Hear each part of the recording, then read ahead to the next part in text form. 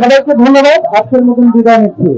আর যারা রাইড দেখতে চান অবশ্যই এখানে কিন্তু সুন্দর একটি সাইকেল রাইড হবে, আপনারা অবশ্যই দেখবেন। সবাই একটু ঘুরে দাঁড়ান, এখন আমাদের সাইকেল রাইডটা শুরু হবে।